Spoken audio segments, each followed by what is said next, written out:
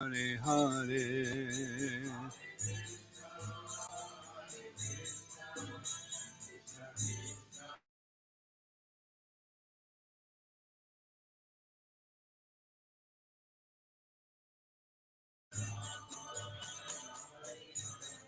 Hare Krishna, Hare Krishna, Krishna Krishna, Hare Hare, Hare Rama, Hare Rama, Rama Rama, Hare Hare.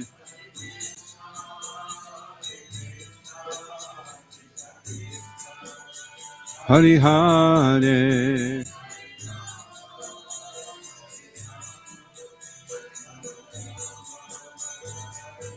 Jaya Jaya Gurudev, Gurudev, Gurudev, Gurudev.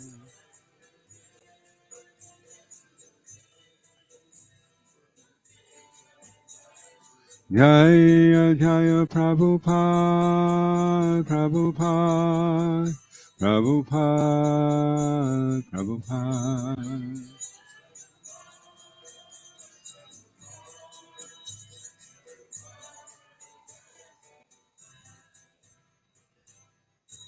Iskon Govinda ki jai, Srila Prabhupada ki jai. Antara Srimad Bhagavatam ki jai. Go Premanandi Hari Bol.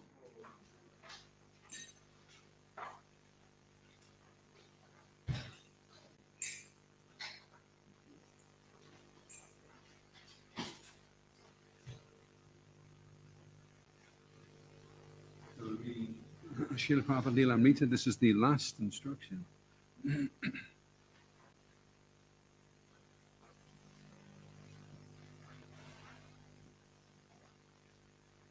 Srila Prabhupada spoke slowly and deeply. They should remain for good. Selected men are chosen so that they cannot be changed. Rather, if some competent men are found, they should be added.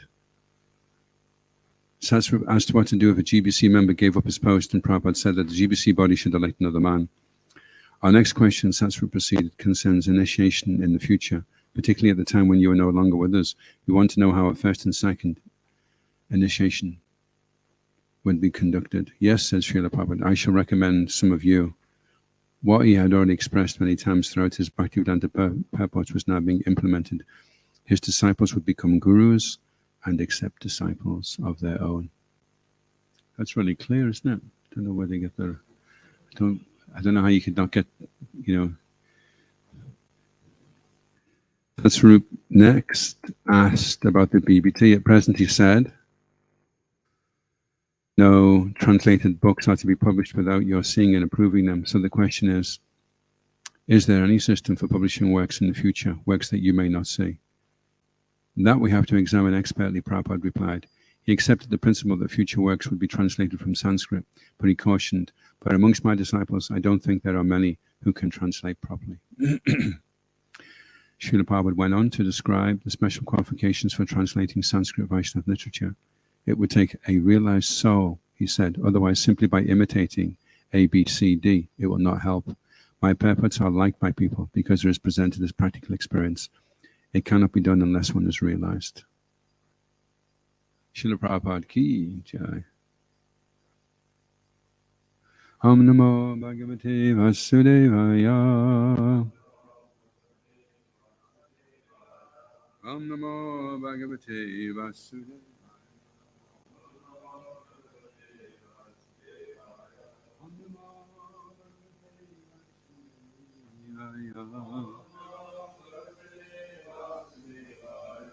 Reading from Srimad Bhagavatam, Canto 7, Chapter 2, Hiranyakashipu, King of the Demons, text 59. Yama.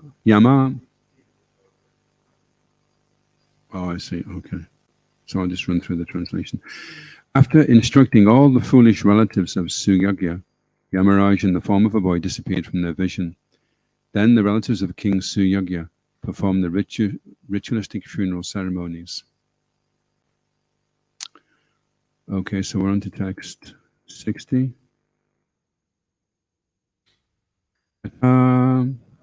Suchata ma yuyam Ata Sochatamayuyam Param Chapmanam, sorry. Eva Va Param Chapmanam Eva Va Ka Atma Ka Paro Vatra Ka Atma Ka Paro Vatra Swiya Parakya Eva Va Sviya Parakya Eva Va Swa Parabini Veshena Swa Parabini Veshena Vina Gyanena Dehanam Vina Gyanena Dehana Ataso Chatamayuya Param Chatmanam Evava Ka Atma Ka Parovatra Sviya Parakya Evava Swaparabini Veshena Vina Gyanena Dehana Ataso Chatamayuya Param Chatmanam Evava Ka Atma Ka Parovatra Sviya Parakya Evava Swaparabini Veshena Vinagyanena Dehana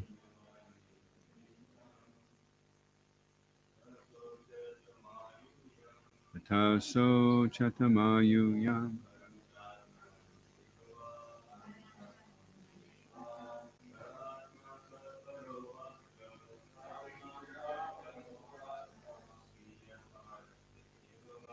Sviya Parakya Evava Swaparabini Veshena Vinagyanena Dehana Ataso Chatamayuyam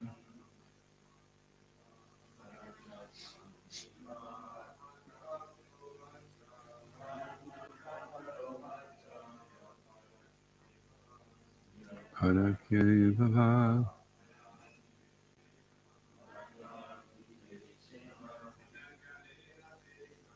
Vinagyanena Dehana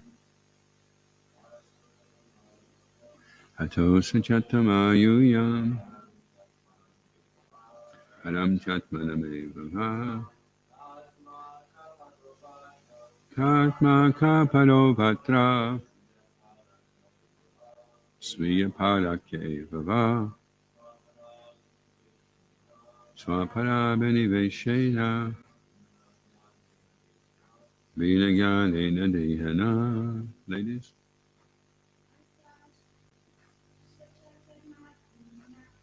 Taso Chatamayuya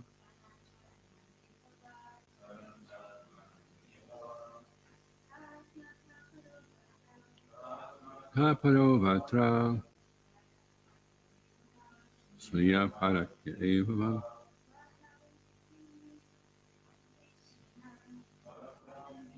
Shena Vinagyanena Dehana. Chata, therefore, so chata, meant for, ma, do not, you yam, all of you, param, another, cha, and, atmanam, yourself, eva, certainly, va, or, ka, who, atma, self, ka, who, para, other, Va o atra, in this material world, swiya, one's own, parakya, for others, eva, indeed, va o swapara abhivinishena, consisting of absorption in the bodily conception of oneself and others.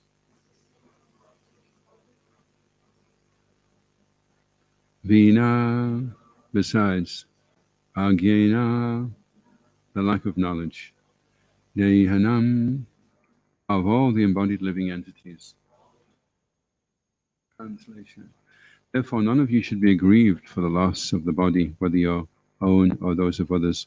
Only in ignorance does one make bodily distinctions, thinking, who am I? Who are the others? What is mine? What is for others? Responsibly, please. Therefore, none of you should be aggrieved for the loss of the body, whether your own or those of others. Only in ignorance does one make bodily distinctions, thinking, who am I? Who are the others? What is mine? What is for others? It's like the Sunday feast. Prabhupada ki jai. In this material world, the conception of self-preservation is the first law of nature. According to this conception, one should be interested in his personal safety and should then consider society, friendship, love, nationality, community, and so on, which have all developed because of the bodily conception of life and a lack of knowledge of the spirit soul. This is called ajnana. As long as human society is in darkness and ignorance, men will continue to make huge arrangements in the bodily conception of life. This is described by Prahlad Maharaj as Bharam. In the materialistic conception, modern civilization makes enormous arrangements for huge roads, houses, mills, and factories, and this is man's conception of the advancement of civilization. People do not know, however, that at any time they themselves may be kicked out of the scene and forced to accept bodies that have nothing to do with these enormous houses, palaces, roads, and automobiles. Therefore, when Arjuna was thinking in terms of his bodily relationships with his kinsmen, Krishna immediately chastised him, saying, Kutas tva kashmalam idam vishame samupastitam anaya justam. This bodily conception of life is befitting the Anaryas, the non-Aryans, who are not advanced in knowledge. And Aryan civilization is a civilization advanced in spiritual knowledge. Not merely by stamping oneself an Aryan does one become an Aryan.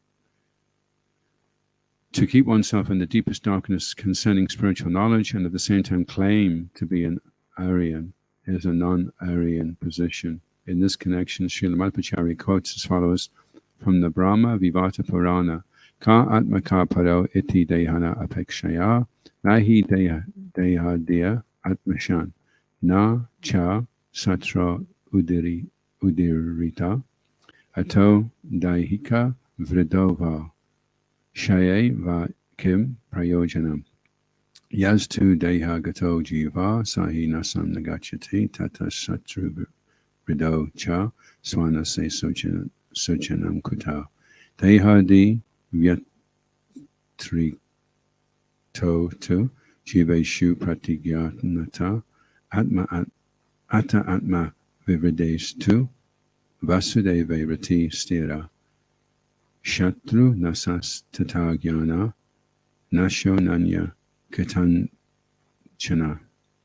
The purport is that as long as we in this human form of body our duty is to understand the soul within the body. The body is not the self.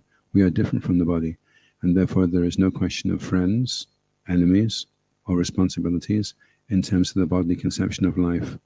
One should not be very anxious about the body's changing from childhood to boyhood, from boyhood to old age, and then to apparent annihilation. Rather, one should be very seriously concerned about the soul within the body and how to release the soul from the material clutches. The living entity within the body is never annihilated. Therefore, one should surely know that whether one has many friends or many enemies, his friends cannot help him, and his enemies cannot do him any harm.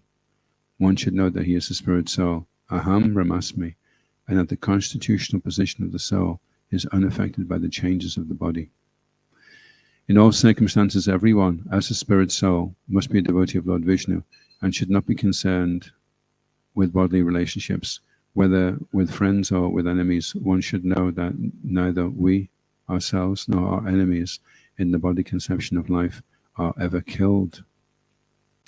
Om Jnana Timirandasya Gananyana Shalaktaya Chakshuran Manitam Jena Tasmai Shri Gurave Namaha Shri Chaitanya Manobhistam Stapitam Yena Bhutale Swayam Rupa Kadamayam Tadati Swapadantikam Jaya Shri Krishna Chaitanya Prabhu Nityananda Shri Advaita Gadadha Shri Vasadi Gaura Bhaktarinda Hare Krishna Krishna Krishna Hare Hare Hare Rama, Rama Rama, Hare Hare. Vanchikalpatarubhishya, Kripa Sindhubhyevacha, Paritanam, Pavanebhyo, Vaishnavebhyo, Namo Namaha. So therefore, one should not be aggrieved over the loss of the body, whether it's his own or others. Only in ignorance does one make bodily distinctions, thinking, who am I, who are the others, what is mine, what is for others. So, sounds simple, but putting it in practice is not so simple.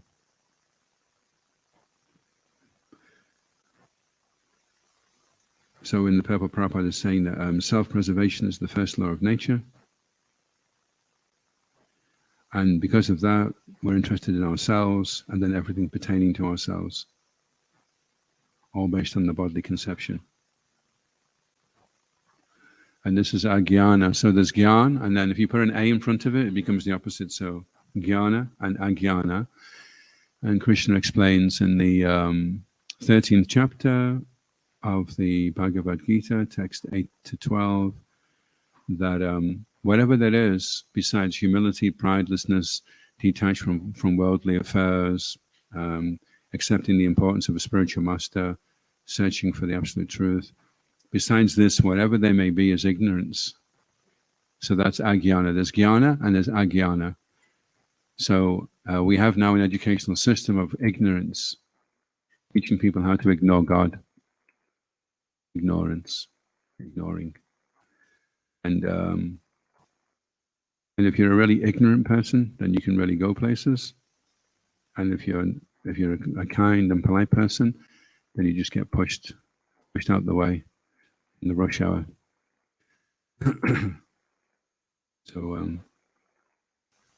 So a difficult situation to practice spiritual life, actually. It's like going up the escalator the wrong way during rush hour, trying to practice spiritual life in Kali Yuga. I'm vegetarian. Oh, I don't have illicit sex. No, I don't take intoxication. No, I don't gamble. Everyone's going down that escalator full tilt. And anyone that gets in their way or says anything against it, then it used to be. It's called actually in Bhagavad Gita a Suchi Vrat, because we take 4 vows, and the 4 vows are today there'll be no illicit sex, there'll be no intoxication, there'll be no eating, and no gambling. That's Suchi Vrat. But there's Asuchi Vrat. Asuchi Vrat is sworn to unclean work. So the person wakes up and he thinks, today I'm going to have some sex, I'm going to take some intoxication, I'm going to make sure I have some meat, and I'm going to put a pound on the lottery. So it's a Suchi Vrat. They, just like we're initiated, and we follow these principles, so they're initiated to follow a Suchi Vrat. They're sworn to unclean work. They make a promise with themselves, when I grow up, I will smoke and have so much stuff. You know, kids are like that. And then as soon as they get to 16, off they go, full tilt. No one's going to stand in my way. Partly because in their past lives they've been brought up maybe in Victorian times when everything was very restrained. And so they really felt resentful of the fact that God and religion was preventing them in so many ways. So they get to take birth again and, okay, don't talk to me about God. forget about religion. I'm a Suchivrat. I do all these things now. And so then God becomes like an awkward, inconvenient truth. So let's just push him out the picture and get on with it. And that's fine until you're getting old. And then when you start getting old, you start thinking, am I really sure about this? So that's Ajnana. And Prabhupada compares it to darkness. So in the Gita, Krishna says, Tesham evana kampatam, jnana dipena bhasvata. The knowledge, the lamp of knowledge, dipena is a lamp in jnana. Jnana dipena bhasvata. Bhasvata is when it emanates. To show them special mercy, I destroy the ignorance, the darkness born of ignorance, through the shining lamp of knowledge. So he shows some special mercy.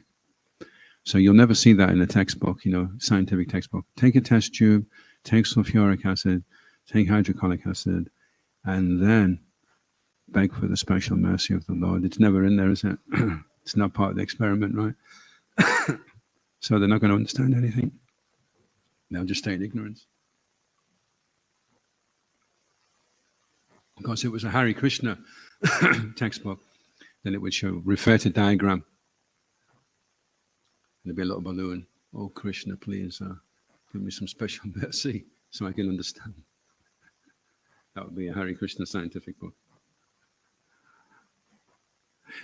Follow the diagram on page 1. If this doesn't work, refer to diagram 2. Diagram 2, Dandavats. Piece of straw in his mouth. Please, please, please, please. So I show them special mercy, and I destroy the darkness. So the problem with darkness is it also has fear there. The more you're in darkness, the more afraid you are. And then the only way you can avoid being afraid is either to take intoxication or to pretend that you're not afraid.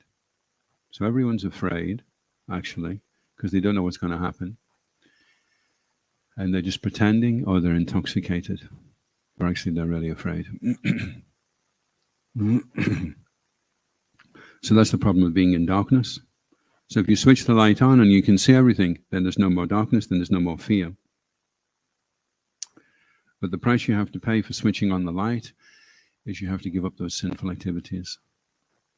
And you have to apply yourself earnestly. An interesting word, actually. Earnest, if you look it up. A lot of...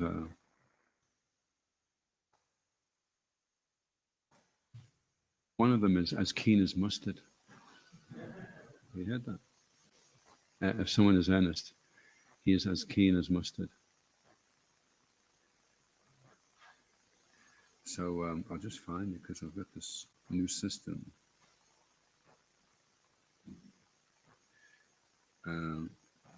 What's that book called that when you look at it gives you all the meanings of the...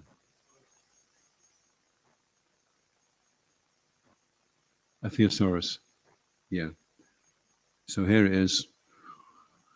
Earnest. So earnest, someone could be saying, look, I'm chanting Hare Krishna and, I've been at Mangalati every day for the last 30 years and it's not working for me, And someone could say, Prabhu, are you doing it earnestly? And never mind earnestly, I'm there every day, never mind. So earnest, serious in mind or intention, characterized by sincerity of intention, demanding or receiving serious attention, serious, close, constant, determined, firm, fixed, grave, intent, resolute, resolved, sincere, solemn, stable, staid, steady, thoughtful, heartfelt, ablaze, ardent, devoted, eager, enthusiastic, fervent, impassioned, keen as mustard, passionate, purposeful, urgent, vehement, warm, zealous. Are you those? In earnestness, seriousness, determination, reality, resolution, sincerity, truth. And the opposite is flippant, frivolous, insincere, trifling, apathetic, couldn't care less, half-hearted, unconcerned, unenthusiastic, uninterested. Where do you fall in those two categories? That's how you can chart your progress in Krishna consciousness. The attitude is so important. I peeled 5,000 potatoes yesterday. Don't get on my case. Did you do it earnestly, Prabhu? Were you as keen as mustard? And I was a bit half-hearted, really. Couldn't care less. I'm not going to be eating anyway. I can't stand carrots and potatoes, and it's really boring anyway. Okay, well that's it then. So what's the scale? Where are you? You know. So one who earnestly practice devotional service, Tatenu Kampam Shishukshimano, and all the time he's waiting for that mercy to be bestowed upon him. He understands, I can't chant japa unless I get the mercy. I don't know if you've noticed, it's not easy to chant japa. It seems like it's going to be really easy. All you got to do is go. You can stand in front of the Hare Krishna board, Hare Krishna, Hare Krishna, Krishna, Krishna, Hare Hare, Hare Rama, Hare Rama. And then usually by the time you go to Hare Rama, what I've noticed is because you can say Hare Rama, and sometimes you chanted 12 rounds, and then you think, am I saying Rama or I'm saying Rama? Because by the time you go to Hare Rama, you've already forgotten to listen. You know, begin of the mantra, Hare Krishna. And then by the time you get to Hare Rama, you're not listening anymore. So you don't know whether you've been saying Hare Rama, Hare Rama. It's interesting, actually, if you look at how long now lasts, how long does now last? So we should be really present right now. How long does now last? Not this long. Hare Krishna. After that, it's in the past. And now you're on to the next. Hare Krishna. And then the Krishna coming up is in the future. And the Hare Krishna you've just said is now in the past. So as you move along the mantra couplet by couplet, the only now that you're in is that one Hare Krishna. Hare Krishna. Krishna Krishna. Hare Hare. Hare Rama. Hare. But if your mind's all over the place, then you're worrying about how you just said Hare Krishna, and you're worrying about how you're going to say Hare Rama. Is it going to be Hare Ram? Is it going to be Hare Rama? And then we're distracted from now. We're not as focused. Concentrate.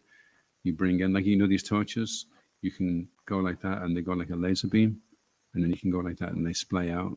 So concentrated is Hare Krishna. And if it's all splayed out, then there's so much going on as well as just hearing the Hare Krishna, the couplet there and then. And that's all part of chanting earnestly, practicing earnestly, that we're really very present just now. And if you ever want to try to become a counselor, the counselor's greatest skill is his ability to empathize, not sympathize, which is where you,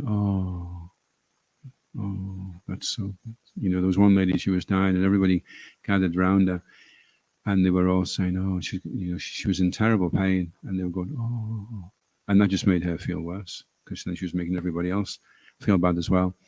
But she used to bring this friend along, and she'd say, just play around with my pain. So he wouldn't feel sorry for her. He would just be with her, he would be present with her, and that helped her so much. So empathy, the art of counseling, is that you give your presence to the person. You're there with the person, so he doesn't feel like he's on his own anymore. There's somebody with him, and then he can face the pain a lot more easier when somebody's with him. That's empathy. And sympathy is just makes you feel bad because you're making everybody else feel bad as well.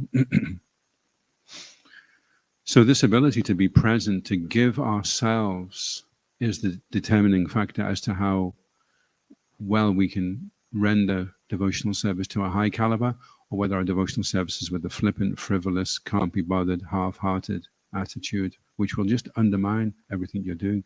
Like, you're going to have to peel the potatoes anyway. There's 500 of them. You can peel them like that. Or you can peel them like this. Hari Bo, Hari Bo. It's still the same thing going on. But you could make one really enjoyable and you could be really happy. Or you could prolong the agony and drag yourself through hell. All depends on your attitude. You can have attitude, or you can have gratitude. That is actually the only attitude, the attitude of gratitude. It's either gratitude or you got an attitude. Are you thankful that you got the service, or have you got an attitude? Any questions or comments?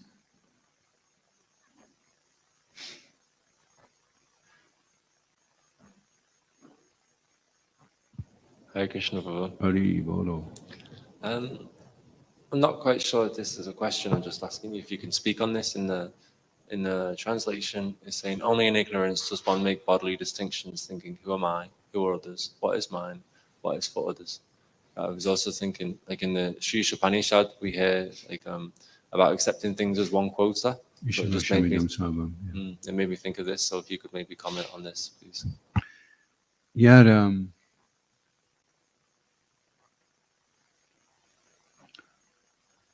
there was a story of a man. Oh yeah, that's right. What happened was the man brought his two sons, and he said to the first son, "Here's a cupcake." And his son says, "Oh, thank you very much, Dad." And then he brought his second son, and he said, "Here's 10 cupcakes." And then the one that only got one cupcake, he'd been really happy. Then he became very upset. Well, why? How come he's got 10 and I've only got one cupcake? So the father was explaining to him that, why are you envious? You've been given something and you're happy with it. Why allow the fact that everybody else or somebody else has got more than you affect your happiness if you are happy with that, you know? They did this interview on millionaires. Actually, they were billionaires. They had houses worth hundreds of millions of dollars, and they lived in Hollywood. And they were asking the guy, "Are you happy?" And he goes, "I am." He said, "But I'd be a lot happier if I had that guy's house down the road." So they went down to see that guy whose house was worth $300 million. And he said, "Yeah, that's a great house, and I love it." But and they said, "Are you happy?" And he said, "I am happy, but if I had that guy's house down the road there, then and there was another guy that had a bigger house than him, you know." And then finally, you go and see the guy in the biggest house, worth $1 billion, and he's not happy because he says, "Well, these guys have only got little houses; they don't have to worry about anything. But I'm so worried about trying to keep this big house protected." So no one's happy because they're all looking at what everybody else has got. The grass is greener everywhere else, you know, than where they are. So happiness is a choice that you can make proactively. You can decide, irrespective of what size the house is. I'm decided I'm going to be happy. We have the ability to choose that. But people don't realize that they have that choice. They think, I can only be happy once. And that's the way advertising works. It's like the guy's walking down the road, minding his own business, and then the poster comes up. "Hey, you are not happy because you don't have this." And the guy's like, "I thought I was happy. I guess I can't be happy really. And then I need to go and get this." And so that way they always keep people trying to obtain something, and then it keeps changing. Whatever it is, then it's going to be the next thing, and it's going to be this, and it's going to be that. But nobody can be happy just here and now with what they've got. That's an art that you have to learn. It's actually an austerity of the mind to learn to be happy. So if today you're feeling upset and sad about something, and you're feeling like you can't be bothered and half-hearted, and then you're thinking, it'd be nice to be as keen as mustard. I love it when I feel like that. But I can only feel as keen as mustard if somebody gives me a new dhoti, or somebody pats me on the back and says I'm brilliant. Otherwise, I can't do it. But you can do it, you know. It's like they're on Sankirtan. You're on Sankirtan. It's so tough. You're thinking, how am I going to push through the day, you know? And it's like 8 hours of Sankirtan. You're thinking, I'm not going to manage this, you know. And then suddenly somebody just comes up and says, "I love you, Hare Krishnas. You fed me when I was in Amsterdam. Here's a check for £100. Ding! Suddenly everything's changed, you know. It's the same street. It's the same books. You're wearing the same pair of wellies. Everything's the same. But suddenly the happy button just got pressed. Whoa! You know, and now you're looking at your watch, hoping you're not going to run out of time because you want to stay longer and longer and longer. There's a shift immediately in the consciousness. And we can control that. We can do that. We don't realize we can. We have freedom of choice, and we want freedom from choice. We don't want to be held responsible. It's not my fault. Can't blame me. I'm just a victim, you know. So you can be the victim or you can be the victor, but you can't be both. You can't be a victor by being the victim. So you have to accept, if you're not happy, it's your fault. And if you blame somebody else, then you disempower yourself, because then you can't press your happy button anymore. Oh no, I can only press it once I see this person persecuted, and once he suffers the way that he made me suffer, then I'll be okay. Well, then you're giving your power of choice to that person. You've disempowered yourself. You can no longer press your own happy button because it's everybody else's fault. And that's a grungy payoff. I'm going to be useless and unaccountable. Nobody can really tell me anything or hold me accountable because I'm just a victim, and therefore I'm just a useless waste of space. But that's okay because it's not my fault. And that's the grungy. And the payoff is nobody can get on my case. Nobody can point anything out to me. Nobody can hold me accountable because I'm just a victim, I'm just suffering. So that's fine. You can spend your entire life like that, but you won't go forward. You won't make any progress by being the victim. So if you find yourself faced with unhappiness and you're feeling there's injustice and maybe you're feeling that the society is deplorable, you may be thinking the society is so bad and it's so wrong. And as you're doing that, you're absolved of all fault. So that's the payoff. You find fault with everything else, and then you don't have to worry about looking at your own faults. Bhaktisiddhanta said, if you find fault with yourself, nobody can harm you. But as soon as you find fault with others, that's when you harm yourself. Nobody can harm you unless you harm yourself. And you harm yourself by finding fault with others. Interesting, yeah? It's a total counterintuitive impulse. Generally, if someone's attacking you, you feel, I need to defend myself, I need to attack back at him. But no, when someone's attacking you, then you attack yourself. So if someone's behaving in a way which is disturbing you or is upsetting you, immediately you look at yourself.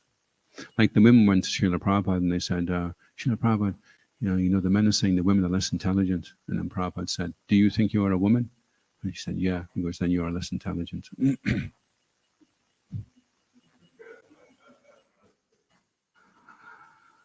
So if you can find fault with yourself, then you're absolved of hurting yourself anymore.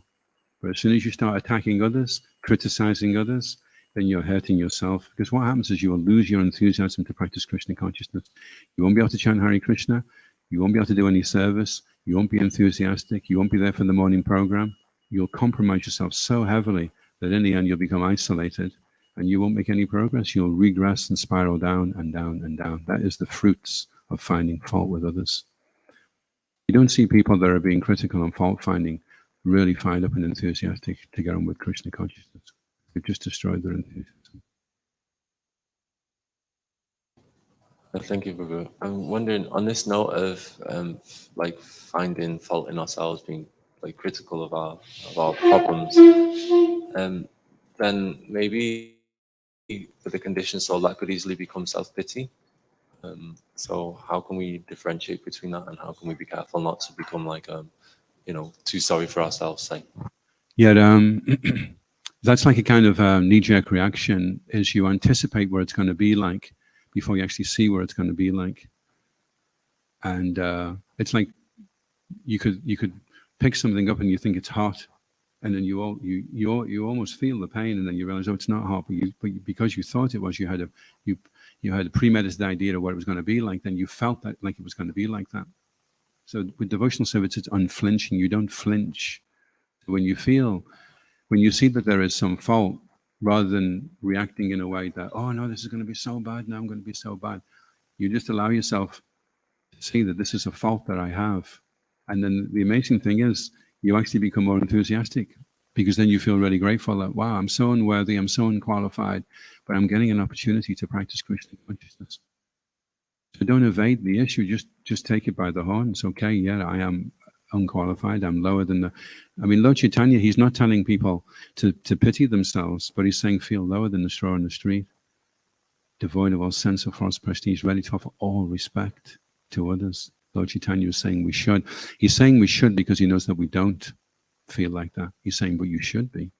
So you should be ready to offer all respect to others.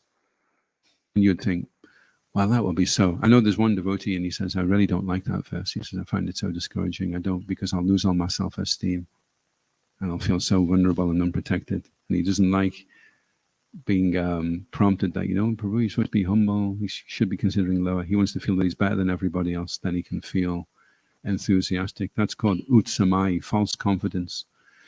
It's based upon a false idea that I'll be enthusiastic and fired up if I'm aware that I'm better than everybody else. But when I become aware that I'm less than everybody else, So that's a form of unsteady devotional service. Steady devotional service is foundationally based upon humility. It's interesting when Krishna is itemizing all the qualities of knowledge, humility and pridelessness are the very first two.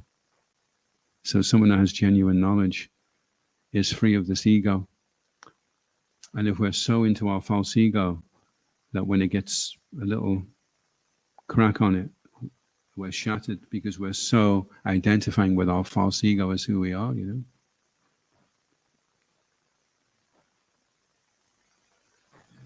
Thank you.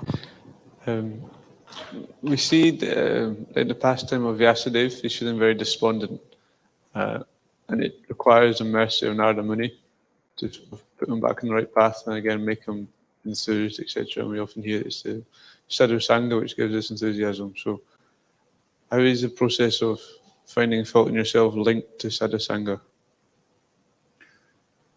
Well, he was. See, when you go before the spiritual master, you go before him feeling like you're a great fool, and that you have no good qualities, and that you really need his help in this direction. And if you go in that mood, then the spiritual master can maybe. I mean, the first duty of the spiritual master is he's supposed to chastise the disciple. If the disciple is too weak to take the chastisement, then the disciple may force the guru to just be nice to him all the time. But then maybe one day the disciple decides, you know, this is not good enough. I need to just be told exactly what it is, you know, what is my situation. He goes before the spiritual and says, Gurudev, I feel like I'm not getting anywhere in my spiritual life. Please make my illusions. Tell me exactly where I'm at, what I need to do to go forward. You know? Can do that. So that's what sadhu. Sadhu means to cut. Sadhu is one that cuts with his knowledge, and he cuts us free from ignorance and illusion. So,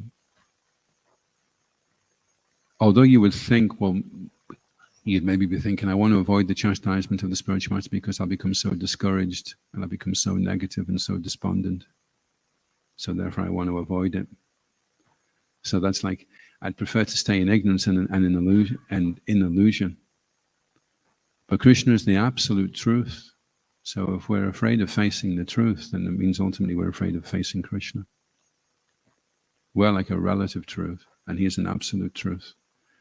So we either go towards Maya, which bolsters up our illusions, or we go towards Krishna, and Krishna brings us into reality. This is what realization means. And we all want realizations, right?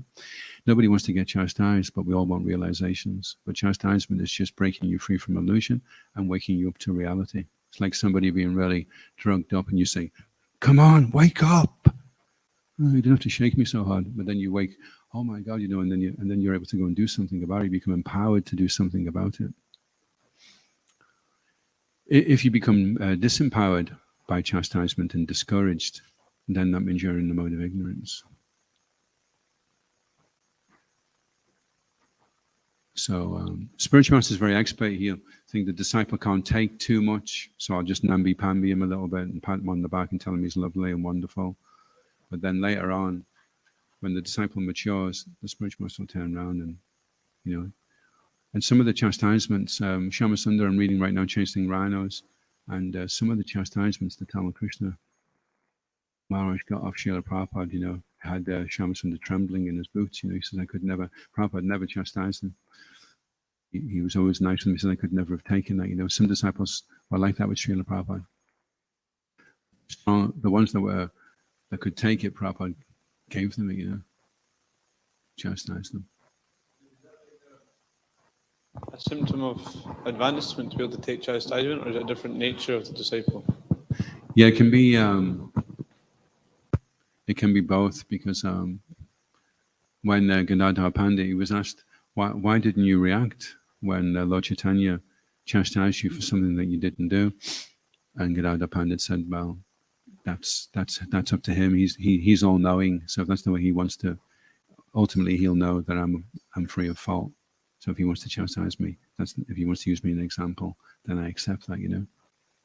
So that was just the mood of Gadadhar Pandit. He was very submissive and very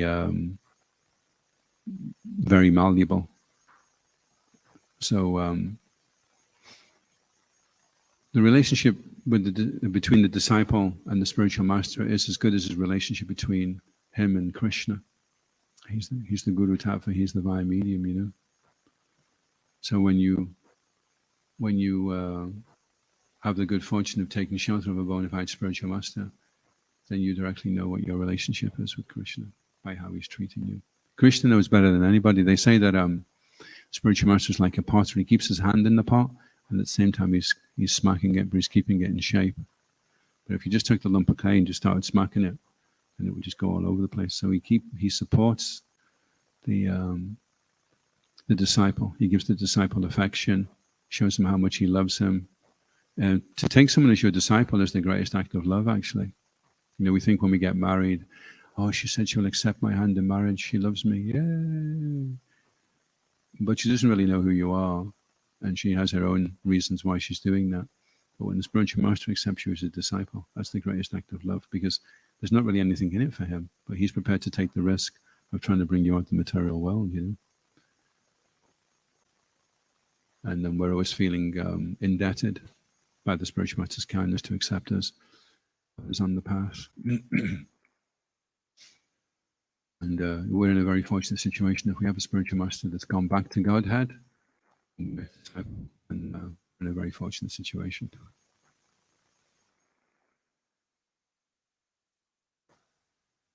Yet this art of navigating and cooperating in the community of devotees is a real, it's probably the hardest thing to do in ISKCON, is to learn how to cooperate together. It's Sangha, anger, the word anger means limb, and Sangha means you become part of a body. So any part of the body that feels pain, you feel pain because you're part of that Sangha. So you're putting yourself into a... I remember this lady when she was saying to me, I just got married, and I was asking her, she runs a homebrew shop in Leyland actually, but she's like a kind of little white witch, kind of self-realized soul. I would say, what do you think about getting married? And she goes, well, you know, you're older now, you've worked hard all your life, now you should just be having a peaceful life. She said, kids are great, but kids are not what you want them to be ever, because they're a separate person. She said, you've got the separate person running around doing whatever they want to do, not according to how you would like them to do it. And every time something goes wrong with that kid, it's like a knife going through your heart. So if you want to set yourself up with that, then fine, but that's what it is. Anything goes wrong with that kid, and it's a knife going through your heart. So you put yourself, when you're a guru and you have disciples, you put yourself in a very vulnerable situation. They're dearer to you than somebody's children, you know. The love and affection between the guru and the disciple goes much deeper than between the parent and the child. So it's good to take your time to choose your spiritual master. And it's good to just be respectful of everybody, even if you see faults in them, and just remain respectful distance from them. Krishnati Yashigaritam Manashadreta, with your mind, mana, show them respect. And those that are fully engaged and are worshipping the deity, pay your dandavats to them.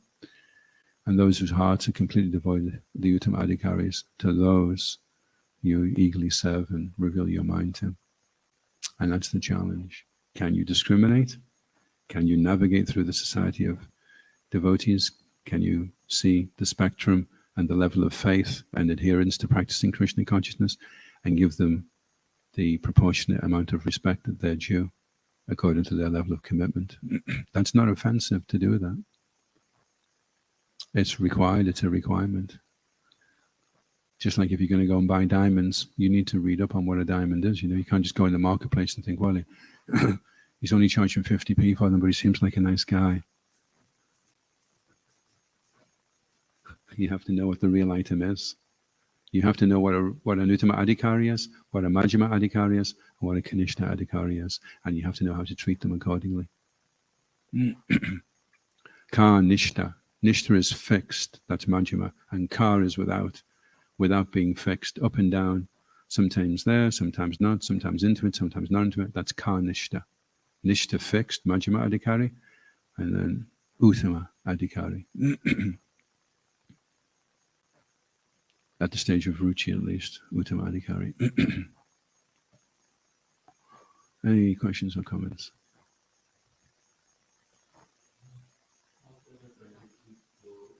Understand that who is at an advanced level, who is at an intermediate level, who is at a beginning level? Well, you can measure somebody in many, many ways, but the best dimension to measure a devotee's standing in Krishna consciousness is through the dimension of time. So if you're not sure, then you maybe have to wait around for quite a while, and over a long period of time, measure what this devotee is so steady. And this devotee is up and down. You thought this one was really fired up, but he's not there anymore. So that takes some time. And we have to be patient and see, you know.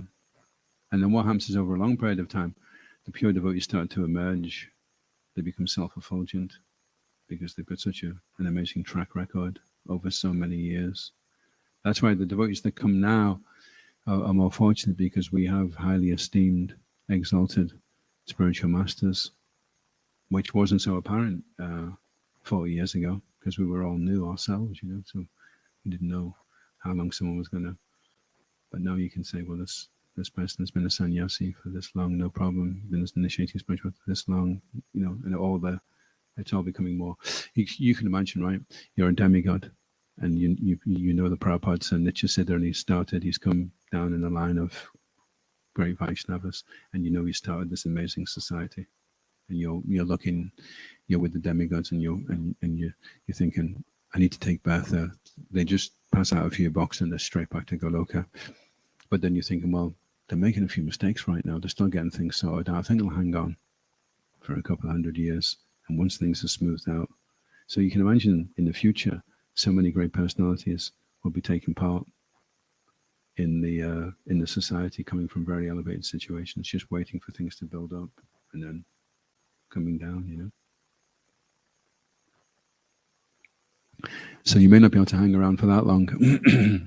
Hopefully, the devotees were listening to Srila Prabhupada, and he was talking to, what's that poet that used to come along? The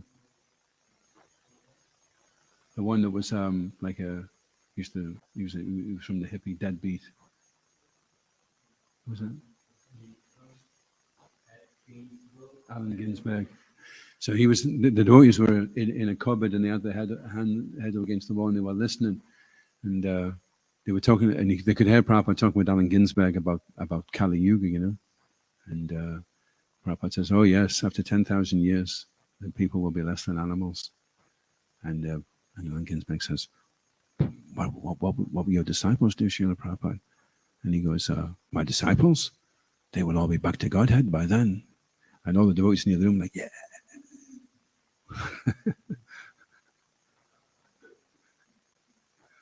So we have to get back in the next 10,000 years, because otherwise after that, people are listening to the sound of a motorboat and think it very melodious. The child is eaten straight from the womb.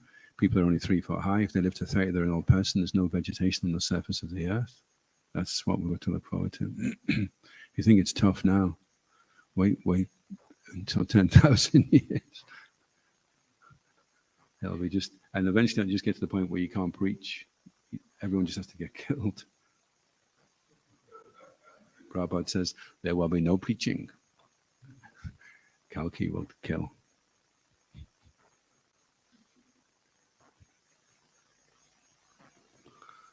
On that cheery note, ISKCON Guru in the key, Srila Prabhupada ki, Gaura Premanandi Hari Bol.